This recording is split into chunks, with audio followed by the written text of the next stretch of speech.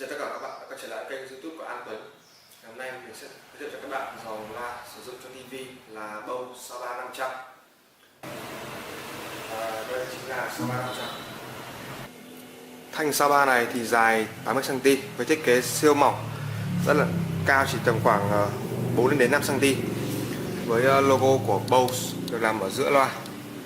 Âm thanh sẽ phát ra từ phần phía này, và chúng ta sẽ sử dụng cảm ứng khi là tắt và tắt cái chức năng nhận giọng nói của loa ở đây.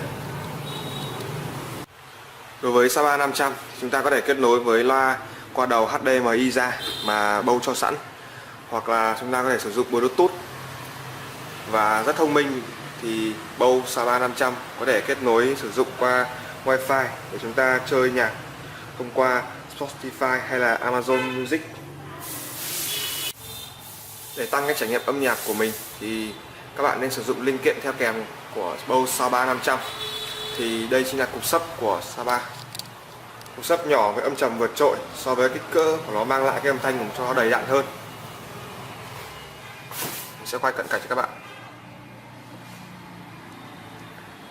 Với cục sấp này thì nó sẽ tự động kết nối khi mà chúng ta sử dụng Saba và cục sấp này. Theo kèm Saba 500 thì có hai cục âm thanh vòng. Thì đây mình sẽ quay cận cảnh để các bạn thấy độ vang mở rộng hơn. Với cái âm thanh vòng này sẽ giúp âm thanh lôi cuốn và đắm chìm hơn như trong là rạp phim của mình.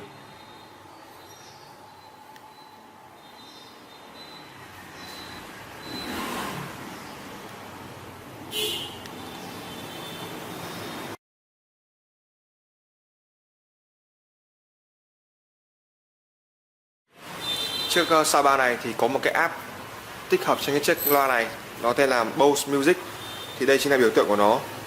Các bạn có thể lên App Store hoặc là CH Play để tải cái app này về. Và để sử dụng cái app này thì chúng ta phải kết nối cái Saba của mình với lại điện thoại của mình qua Bluetooth. Và bây giờ mình sẽ bật Bluetooth lên để kết nối. Khi mà bật Bluetooth lên thì chiếc loa tìm Bluetooth bằng cái tín hiệu màu xanh kia. Ok, mình sẽ bật trên chiếc điện thoại của mình.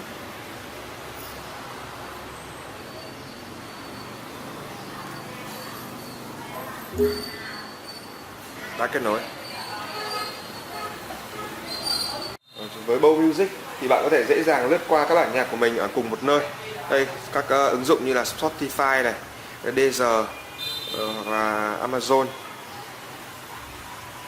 Đây thì mình không có cái app trên điện thoại thì mình chưa tải về. Đó.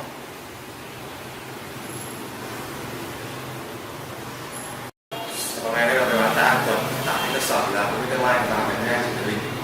Mời các bạn qua An Tuấn để xem cái sản phẩm này cũng như là mua hàng. Cảm ơn các bạn đã theo dõi video.